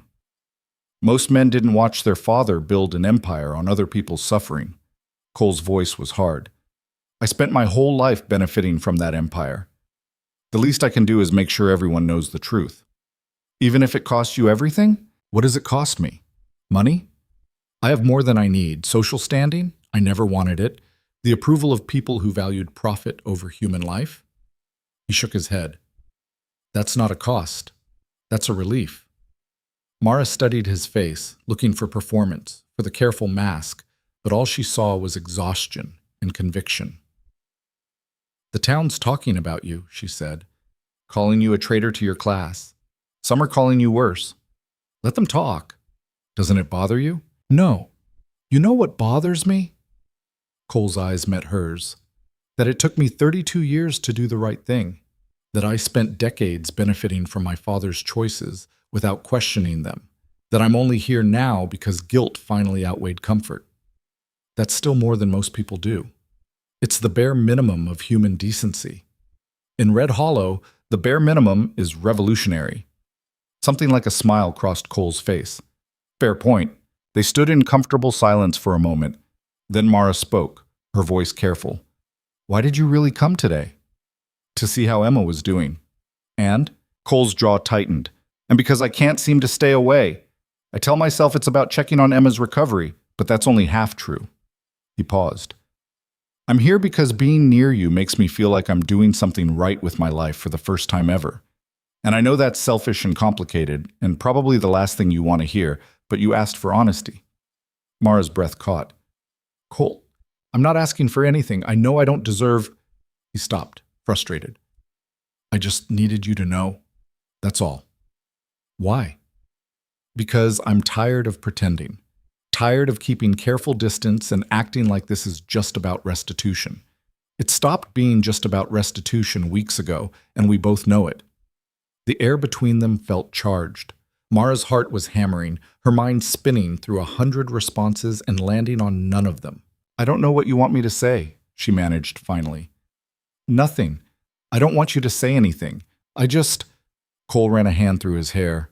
I'm making this worse. I should go. No, The word came out before Mara could stop it. Don't go. Cole froze. Mara, I don't have this figured out. I don't know how to separate what you've done from what your family did. I don't know if I'm supposed to hate you or thank you or something in between. She took a breath. But I know I don't want you to leave. What does that mean? I have no idea. The honesty hung between them, raw and uncertain. Then Cole laughed, a short surprise sound. We're a mess, aren't we? The worst kind. So what do we do about it? Mara considered. 6 years of survival had taught her to think strategically, to weigh every decision against potential cost. But standing here in this kitchen, with Cole looking at her like she mattered more than anything else in the world, strategy felt like cowardice. We could try being honest, she said slowly. Actually honest. About what we want and what scares us and what this actually is. What is this? I don't know, but I'd like to find out. Cole's expression shifted, hope mixing with caution. That's dangerous. Everything worth doing is dangerous. Fair point. He took a careful step closer. Okay, honesty. You first. Mara's pulse quickened. I'm terrified. Of you. Of this. Of what it means to care about someone whose family destroyed mine. I wake up angry at myself for not being angrier at you. I look at Emma getting better and feel grateful and guilty at the same time because accepting your help feels like betraying my father's memory. And despite all that, I can't stop thinking about you, about the way you see me, about how you stood up to Dawson and started that investigation and keep every promise you make even when it costs you. She forced herself to meet his eyes. I don't know if that's enough to build anything on, but it's the truth. Cole was quiet for a long moment. When he spoke, his voice was rough. My turn? Your turn. I came to Red Hollow to pay a debt. To make restitution for my father's sins. I had a list of families and a plan to work through it systematically. He paused. Then I met you, and everything got complicated. You were supposed to be another name on the list, another debt to settle. But you looked at me like I was just a man, not an Ashford, and for the first time in my life, I felt like myself. Cole, I'm not finished. His voice was gentle but firm. I'm terrified too, that I'm being selfish, that helping you is just another way of taking what I want, that I'll ruin this before it even starts because I don't know how to be anything except my father's son. He took another step closer, but when I'm with you, I feel like maybe I could learn, like maybe being better is actually possible instead of just a fantasy, I tell myself. The space between them had shrunk to almost nothing. Mara could see the exhaustion in Cole's eyes, the hope he was trying to contain, the careful control starting to crack. This is a terrible idea, she whispered. Probably.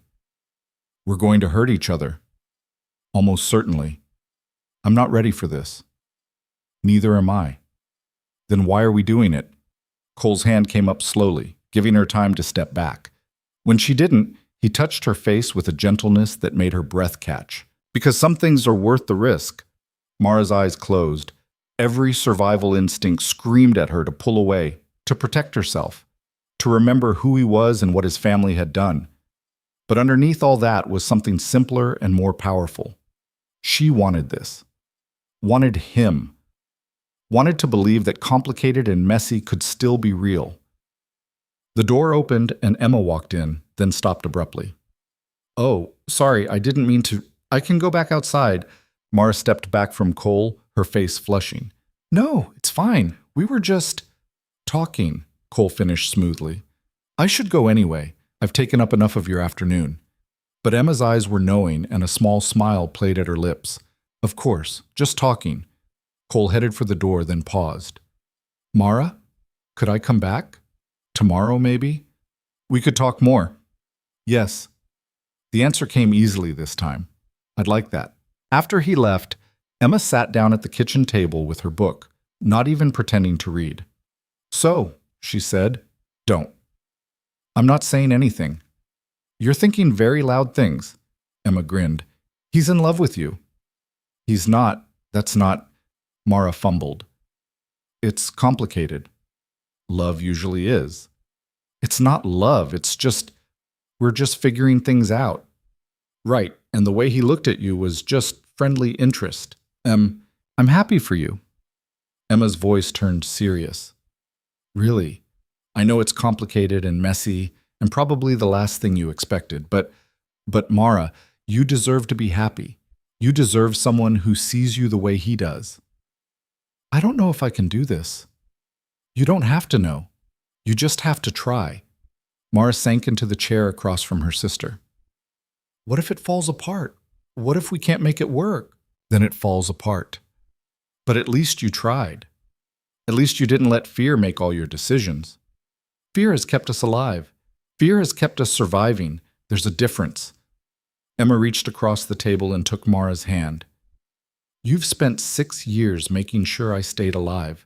Let someone take care of you for once. I don't need taking care of. Everyone needs taking care of, even you. Mara wanted to argue, but the words stuck in her throat. Because maybe Emma was right. Maybe survival wasn't enough anymore. Maybe it was time to risk something bigger than just making it through another day. Cole came back the next day. And the day after that. Each visit started careful and ended honest. They talked about everything. His father's business practices, her years at the saloon, the investigation, Emma's recovery. They argued about whether justice was possible after tragedy. They laughed about the absurdity of their situation. Slowly, carefully, something built between them. Not smooth or easy, but real. 2 weeks into this new pattern, Cole arrived with news written all over his face. The investigation concluded, he said without preamble. The report goes public tomorrow. Mara set down the bread she'd been kneading. And 34 counts of criminal negligence, 17 counts of bribery, 9 counts of manslaughter. The mine operators are facing prison. So are the inspectors. He paused. My father's name is listed as the primary architect. Everything he did, every corner he cut, every bribe he paid, it's all documented. How do you feel about that? Relieved. Angry that he's not alive to face consequences. Guilty that I'm relieved. Cole's laugh was bitter. All of it at once. That sounds exhausting. It is. He looked at her directly. There's something else. The report recommends restitution for all the families affected. Real restitution. Enough to actually matter. How much? Cole named a sum that made Mara's knees weak. That's too much. It's not even close to enough. But it's what the law requires. Cole, I can't accept that kind of money. Yes, you can. And you will. Because it's not a gift. It's a court-mandated settlement. You don't have a choice. Mara sank into a chair. That kind of money changes everything. Yes. Emma and I could leave Red Hollow. Start over somewhere else. Build an actual life. Yes. Something in his voice made her look up. Cole's expression was carefully neutral, but she could see the tension in his shoulders. You think we should leave? She said slowly. I think you should do whatever's best for you and Emma. That's not an answer. It's the only answer I can give without being selfish. Mara stood and crossed to him. Be selfish. Tell me what you want. I want you to stay. The words came out rough. I want you to stay here and let me prove that I'm more than my father's mistakes. I want time to show you that what's between us is real and worth fighting for. But that's selfish because you should go. You should take that money and leave this place that's given you nothing but pain and build something better somewhere else. What if I don't want to leave? Then I'll thank every power that exists and try to deserve you staying. You can't earn me, Cole. That's not how this works. Then how does it work? Mara reached up and touched his face, the gesture still feeling new and dangerous and right. I stay because I want to. Because what we're building matters to me. Because leaving would feel like running, and I'm tired of letting fear make my decisions. She paused. But I need you to understand something. What? This doesn't erase what happened. That money doesn't make us even. Your father's crimes aren't canceled out by your attempts to fix them. I know. But maybe that's okay. Maybe we can build something real even with all that history between us. Maybe it doesn't have to be simple to be true. Cole's arms came around her, careful and certain at once.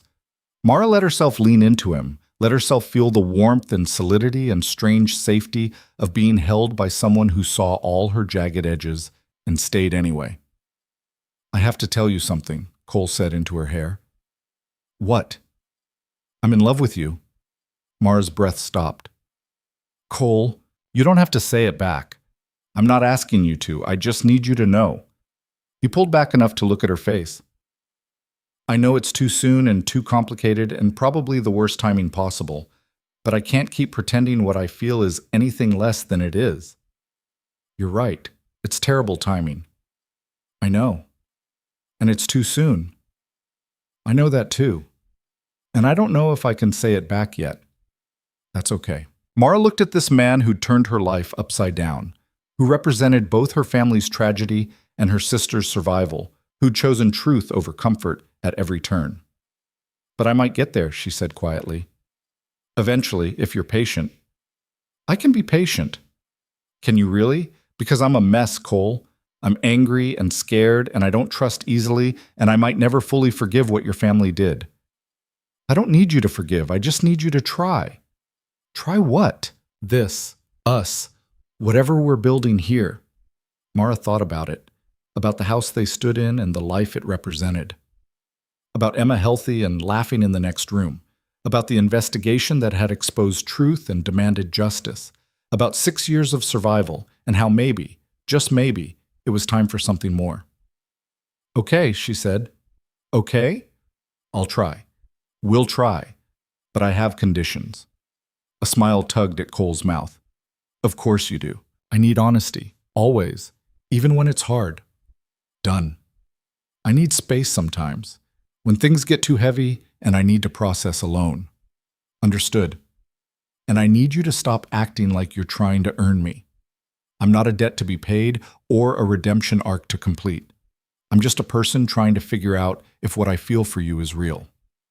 Cole's expression turned serious. You're right. I'm sorry. Don't apologize, just do better. I can do that.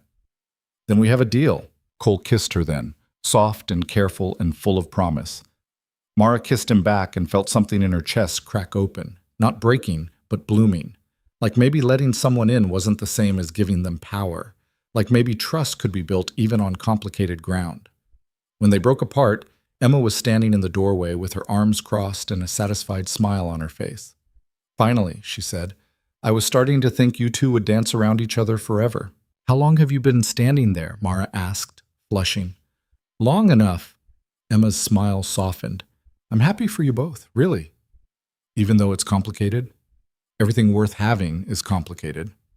Emma came into the room and hugged her sister. Besides, if we can survive 6 years in Red Hollow, we can survive a little complexity. That night, after Cole left and Emma went to bed, Mara stood on the porch and looked out at the territory stretching beyond their small property. The moon was bright enough to see by, and the air carried the scent of sage and possibility. 6 years ago, her father had died in a mine collapse caused by greed and negligence. 6 years ago, her life had narrowed to a single focus, survival. But standing here now, in a house paid for by the family responsible for that collapse, with her sister healing in the next room and her heart opening to a man she should hate but couldn't, Mara realized something profound. Survival had been necessary, but it was no longer enough. What came next would be harder and more complicated and infinitely more terrifying. It would mean trust and vulnerability and risking the heart she'd kept so carefully protected.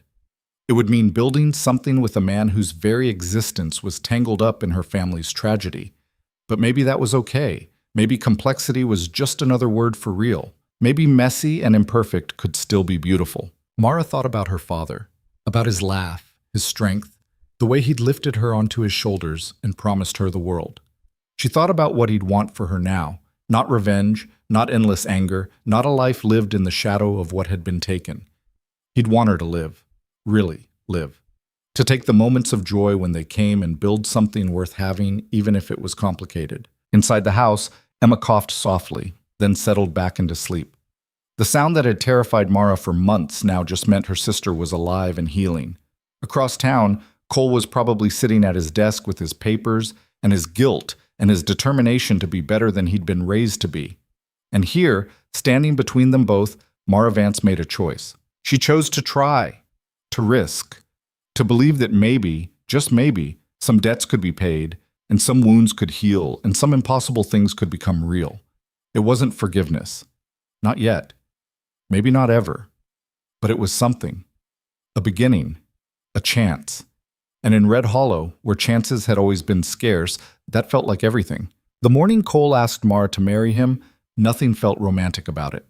They were in the barn behind the house, both covered in dust and sweat from fixing a damaged stall.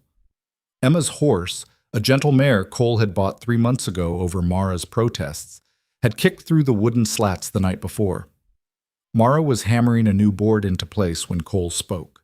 "Marry me." She hit her thumb instead of the nail and swore. "What?" "Marry me." Cole held out another board, his expression serious. "I know it's not a proper proposal. I know I should have planned something better, but I can't wait anymore." Mara set down the hammer, her heart hammering harder. "Cole, we've been together 6 months. I know. That's not enough time. For most people, maybe, but we've lived more in 6 months than some people live in years." He set down the board and faced her fully. "I love you. You know that. And I think you love me, even if you won't say it yet. So marry me." That's not how proposals work. How do they work? There's supposed to be romance, planning, some indication that you've thought this through. "I've thought about nothing else for 3 months. Cole's voice was rough. "I wake up thinking about it. Go to sleep thinking about it. Spend every moment we're apart wondering if you'll ever trust me enough to say yes." Mara picked up the hammer again, needing something to do with her hands. "This isn't fair." "Why not?" "Because you're asking me to marry into the family that killed my father, to take the Ashford name, to be okay with all of that. I'm not asking you to be okay with it. I'm asking you to build something new, despite it." "That's easy for you to say." "Nothing about this is easy." Cole's frustration was showing now. "You think I don't know what I'm asking? You think I haven't spent every day since we met questioning whether I have any right to want this?" "Then why are you asking?" "Because I'm tired of letting my father's sins define my entire existence. Because you're the first good thing I've ever done that wasn't motivated by guilt. Because when I think about my future, you're the only thing in it that matters." Mara's hands were shaking. She set down the hammer before she dropped it. "I need time." "How much time?" "I don't know. More than this. More than a barn proposal while we're covered in dirt." Cole's jaw tightened, but he nodded. "Okay. But, Mara?" "What?" "I'm not going to stop asking. Maybe not every day. Maybe not even every week. But I'm going to keep asking until you either say yes or tell me there's no chance. That's not fair either. Love isn't fair. If it were, we'd have never met." He left her standing in the barn with sawdust in her hair and a heart that felt too big for her chest. Mara finished fixing the stall alone, hitting nails harder than necessary and trying not to think about marriage and names and futures built on complicated ground. That evening, Emma found her sister sitting on the porch, staring at nothing. "He asked you, didn't he?" Mara didn't pretend to misunderstand. "How did you know?" "The way he looked when he left. Like someone who jumped off a cliff and was waiting to see if he'd fly or fall." Emma sat down beside her. "What did you say?" "That I needed time." "Do you?" "I don't know." Mara's voice cracked. He wants me to marry him, to take his name, to be an Ashford." "So don't take his name." The suggestion was so simple it stopped Mara cold. "What? You don't have to take his name. Plenty of women keep their own names, or make a new one together. The name isn't what matters." "Then what does matter?" "Whether you love him, whether you trust him, whether you can see a future that includes both of you." Emma took her sister's hand. "Do you love him?" Mara was quiet for a long time. Then, quietly, "Yes." "Have you told him?" "No." "Why not?" "Because saying it makes it real, and if it's real, I can lose it." "You can lose it whether you say it or not." Emma's voice was gentle. "Mara, you've spent 6 years protecting yourself, protecting me, never letting anyone close enough to hurt you. But Cole's already close. Refusing to admit it doesn't make it less true. I'm scared." "Of what?" "That I'll marry him and wake up one day hating him for what his family did. That every time I look at him, I'll see my father's death. That the weight of all that history will crush whatever we're trying to build." "That might happen," Emma said honestly, "or it might not.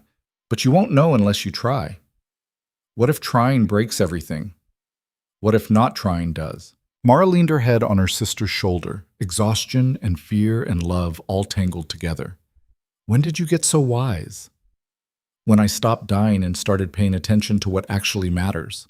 Emma squeezed her hand. You deserve to be happy, Mara. You deserve someone who sees you and loves you and wants to build a life with you. Cole is that person. The question isn't whether his family history makes that impossible. The question is whether you're brave enough to try anyway. I don't feel brave. Brave people never do. They're just terrified people who do it anyway. That night, Mara lay in bed and thought about Cole's proposal, about the barn and the sawdust and the complete lack of romance, about how perfectly it summed up what they actually were.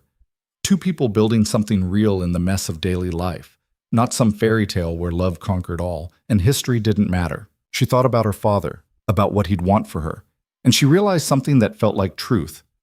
He wouldn't want her to be defined by his death, wouldn't want her to spend her life angry and alone because justice for him meant rejecting happiness for herself. He'd want her to live, to love, to take the good when it came, even if it arrived in complicated packaging. But that didn't mean she was ready to say yes. Not yet. Not when the weight of the Ashford name felt like drowning. A week later, the restitution money arrived, the official settlement signed by territorial judges and backed by federal authority. The sum was staggering, enough to live comfortably for years, enough to start businesses, enough to never worry about survival again. Mara stared at the bank documents spread across the kitchen table, her hands shaking. This is real, she whispered. Emma stood beside her, equally stunned. What do we do with it? I have no idea. That evening, Cole came to visit. He'd been giving Mara space since the proposal, but she'd asked him to come see the settlement documents. He sat at the table reviewing the papers with the careful attention he brought to everything. It's all in order, he said finally. The money's yours, no strings, no conditions. What you do with it is entirely your choice. Mara took a breath. I want to do something with it, something that matters. Like what? A clinic, here, on the property, with a real doctor who'll treat people whether they can pay or not, and a fund to help families who've been affected by mining accidents. Not just here, throughout the territory. Cole's expression shifted, surprise mixing with something that looked like pride. That's ambitious. Father died because poor workers don't matter to rich men. I want to change that, or at least make a dent in it. She looked at him directly. But I can't do it alone. I don't know how to set up clinics or manage funds or navigate territorial regulations. I do. I know. That's why I'm asking if you'll help. Of course, whatever you need. Not as my future husband, as my partner, my equal, someone who works with me, not for me. Understanding flickered in Cole's eyes. You're setting terms. I'm being clear about what I need. If we're going to do this, build something together, whether it's a clinic or a life, I need to know we're equals, that my voice matters as much as yours, that your money and your name don't make you the one in charge. They never did. I know. But I need to say it anyway, need to hear you agree. Cole stood and came around the table. He didn't touch her, just stood close enough that she could see the honesty in his eyes. You're not my employee. You're not my charity case. You're not some debt I'm paying off. His voice was firm. You're the person I love, the person I respect more than anyone I've ever met. And if you'll let me be part of what you're building, I promise to follow your lead and support your vision without trying to take over. Even when you think you know better, even then, though I reserve the right to argue with you when I disagree. I wouldn't want you any other way. A smile tugged at Cole's mouth. So we're doing this? Building a clinic? We're doing this. Together? Together. The clinic took 8 months to build. 8 months of arguments and compromises and learning to work as a team instead of two people trying to manage alone. They fought about design, about staffing, about how to publicize services without making people feel like charity cases. They fought hard and honestly, and then they figured it out. Emma helped, her health fully restored, and her energy channeled into organizing the Family Assistance Fund. She developed a system for identifying mining families in need and distributing aid discreetly. She was good at it, better than Mara had expected. Turns out almost dying gives you clarity about what matters, Emma said one day, reviewing applications at the kitchen table, which is helping people who are where we were, terrified and alone and running out of options. She looked up. We could have died, Mara. Without Cole's help, I would have died. This is our chance to be that help for someone else. The clinic opened on a cold November morning. Dr. Harrison agreed to serve as the primary physician, joined by a younger doctor fresh from medical school who'd heard about the project and wanted to be part of something meaningful. The building was simple but well equipped. The staff was small but dedicated. And on opening day, 17 people came through the doors. Minors with chronic coughs, children with fevers their parents couldn't afford to treat, women who'd been suffering in silence because medical care cost too much. They came cautiously, unsure if this was real or just another false promise. But it was real. And word spread. Within 3 months, the clinic was seeing 50 patients a week. The Family Assistance Fund had helped 23 mining families stay afloat after accidents or layoffs. Letters arrived from throughout the territory, people thanking them, asking for help, wanting to know how they could start similar programs in their own towns.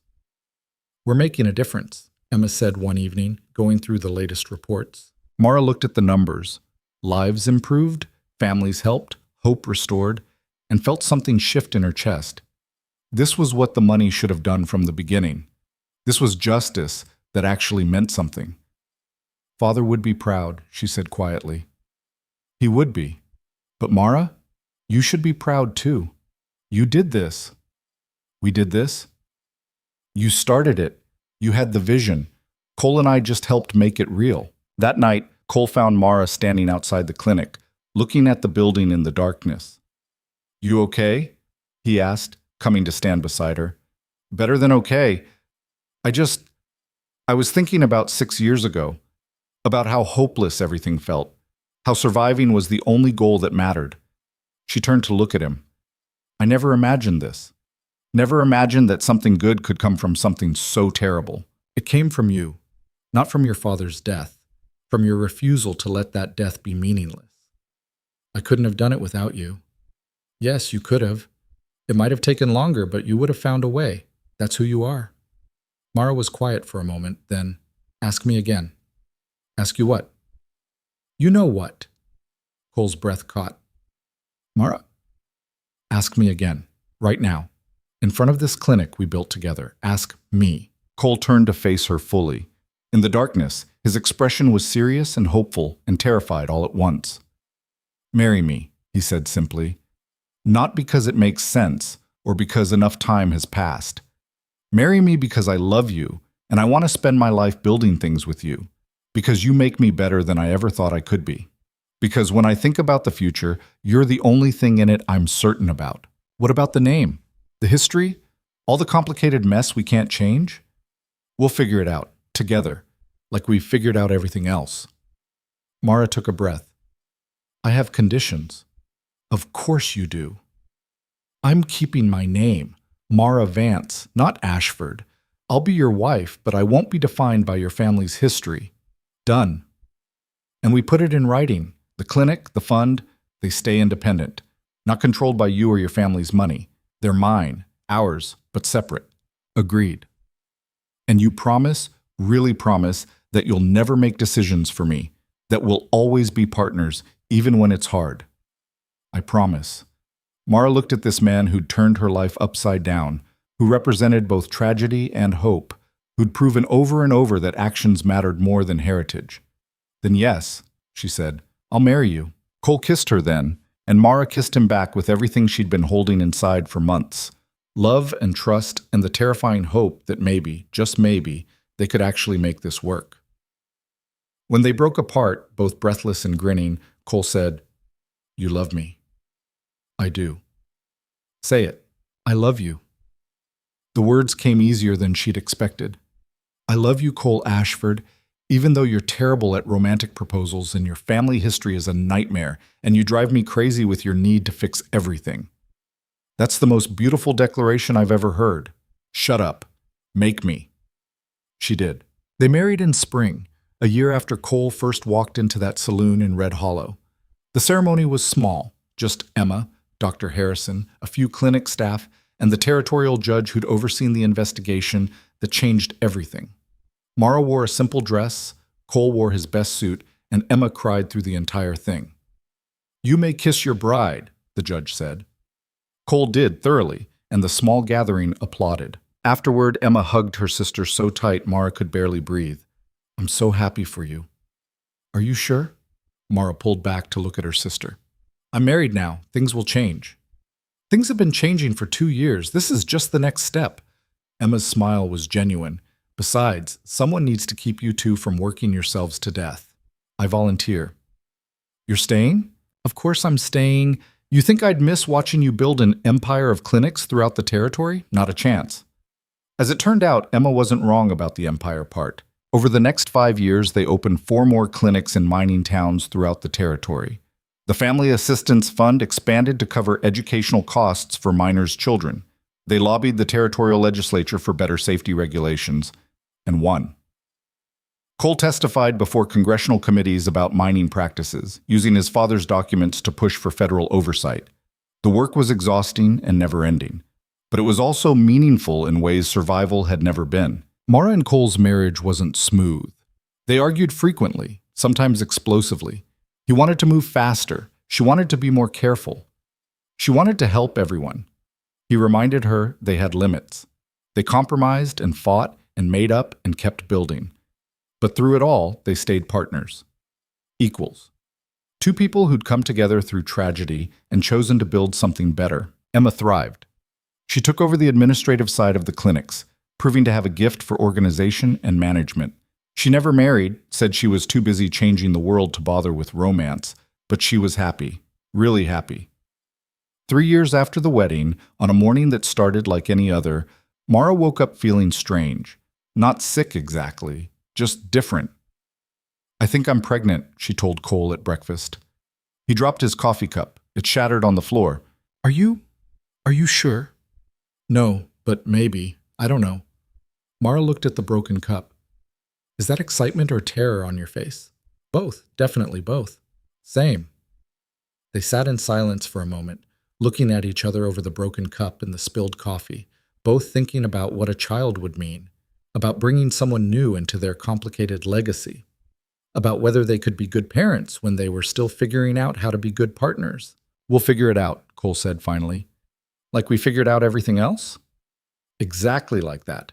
Messily and imperfectly, and hopefully with fewer broken dishes." Mara laughed, and Cole came around the table to pull her into his arms. "We can do this," he said into her hair. "We'd better, because I'm not doing it alone. Never alone, I promise." Their daughter was born in winter, 8 months later. She had Mara's dark hair and Cole's eyes and lungs that announced her arrival with impressive volume. "She's perfect," Emma said, holding her niece for the first time. "She's loud," Mara corrected, exhausted and sore and happier than she'd ever been. "That too." They named her Grace, not after anyone in particular. Just because after everything they'd been through, Grace felt like the right word for what they'd been given. Grace grew up running through the clinic, learning to read from patient files, absorbing the work her parents did like it was the most natural thing in the world. At 5 years old, she announced she was going to be a doctor. At 7, she changed her mind and decided she'd rather run 10 clinics. "That's my girl," Mara said, watching Grace organize her dolls into elaborate hospital scenarios. 2 years after Grace, they had a son, Michael, named after Mara's father. Cole insisted, and for once, Mara didn't argue. "He should know where he comes from," Cole said, holding his son for the first time. "All of it, the good and the bad, the tragedy, and what we built from it." "Will you tell him? About your father? About the mine collapse?" "We'll tell him together, when he's old enough to understand." Cole looked at Mara. "And we'll tell him the truth, not a sanitized version, the real complicated truth. Even the parts that reflect badly on you? Especially those parts. He needs to know that trying to be better matters more than being born good." Michael grew up quieter than his sister, but just as determined. He loved numbers and systems and finding efficient ways to do things. By the time he was 10, he was helping Emma manage the clinic budgets. "Your son is going to run a business empire someday," Emma told Mara. "As long as it's a good empire, I don't care." The years passed. The clinics expanded. The regulations they'd fought for saved lives. The mining companies fought back, of course they did. But Cole and Mara fought harder. Red Hollow changed too. The town that had chewed Mara up and spit her out slowly became something different. Not perfect, never perfect, but better. The saloon where Mara had worked closed. Samuel drank himself to death and no one wanted to buy the place. The mine implemented better safety protocols. Workers started organizing for fair wages. Some changes came from the clinics and the advocacy work. But some came from something simpler. People seeing what was possible when someone actually cared about changing things instead of just accepting them. On Emma's 30th birthday, healthy and thriving and managing 3 clinics simultaneously, she gave a toast at dinner. To my sister, who never gave up even when giving up would have been easier. To Cole, who proved that where you come from matters less than where you're going. And to proving that survival isn't the end goal, it's just the beginning. Mara raised her glass, her throat tight with emotion. To family, the one you're born with and the one you choose. To building things that matter, Cole added. And to being stubborn enough to believe you can, Emma finished. They drank to that, and Grace and Michael joined in with their milk glasses. And for a moment, everything felt right in a way Mara had once thought impossible. 10 years after their wedding, Mara and Cole stood on the porch of a house much larger than the one they'd started in. The clinic empire had grown to 12 locations. The Family Assistance Fund had helped over 300 families. Cole's testimony had led to federal regulations that made mining safer throughout the West. Their children were inside with Emma, arguing about something only siblings could find worth arguing about. The evening was warm and the territory stretched out before them, wild and complicated and full of possibility. "Do you ever regret it?" Cole asked quietly. Saying yes. Taking on all of this. Mara thought about it honestly. About the hard days and the fights and the weight of trying to change systems that didn't want to change. About the nights she'd lain awake worrying about money or regulations or whether what they were doing actually mattered. "No," she said finally. "It's been hard. Harder than I ever imagined, but I don't regret it." "Even the parts where I drive you crazy?" "Especially those parts. They keep me sharp." Cole laughed and pulled her close. "I love you." "I know. You tell me every day." "And you tell me back?"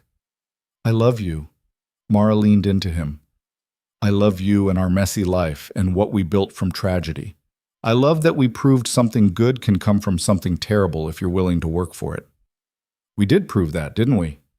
"We're still proving it, every day."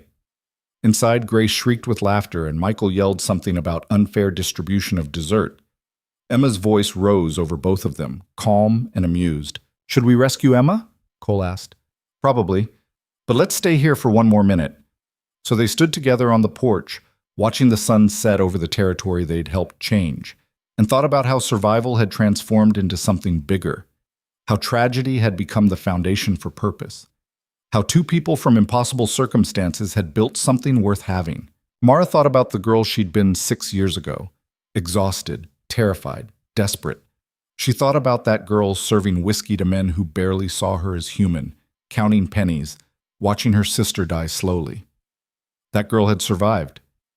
But this woman, standing on this porch with her husband and her children and her sister and her life's work, this woman had done something more. She'd lived, really lived, not just made it through the days, but built days worth living. And that, Mara thought as Cole kissed her temple and Grace's laughter rang through the house, was the only kind of victory that actually mattered. Not erasing the past, not pretending tragedy didn't happen, but refusing to let tragedy be the only thing that defined you. Taking the broken pieces and building something new, something better, something that honored what was lost by creating what never existed before. Grace appeared in the doorway. "Mama, Michael says I can't have his portion of pie, but you made the pie for everyone, so I think that's unfair distribution of resources." "Michael, stop hoarding pie," Mara called into the house. "She already had 2 pieces," Michael yelled back. "And you ate all the whipped cream yesterday, so we're calling it even." Emma emerged behind Grace, smiling. "Just so you know, they've formed an alliance and are now planning to raid the pantry for cookies." "Let them," Mara said. "We'll make more cookies." "That's your solution to everything." "It's worked so far." They went inside together, all of them, this family built from choice and tragedy and stubborn hope. They ate too many cookies and argued about fair distribution and cleaned up the mess together. And later, when the children were finally asleep and Emma had gone to her room to read, Mara and Cole sat in their bedroom and looked at each other across the space they'd built. "Thank you," Cole said quietly. For what? For saying yes. For believing me when I said I wanted to be better. For building this life with me even when it would have been easier to walk away. You did the same for me. You saw me when no one else did. You helped Emma when you didn't have to.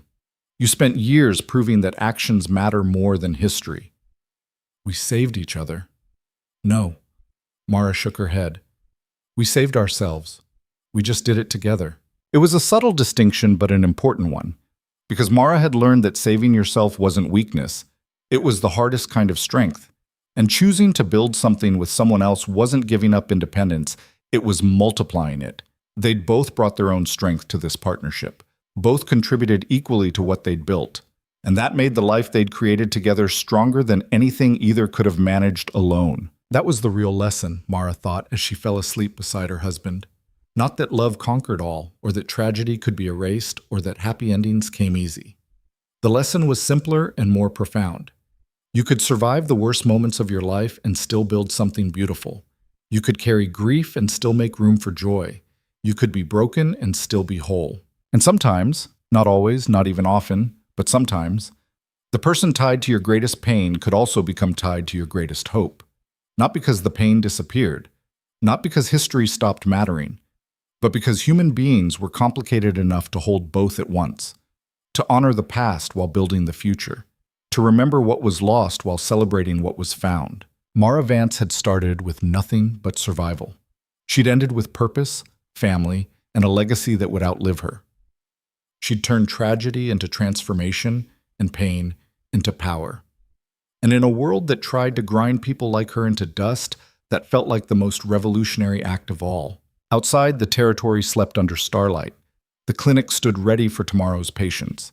The assistance fund waited to help the next family in crisis.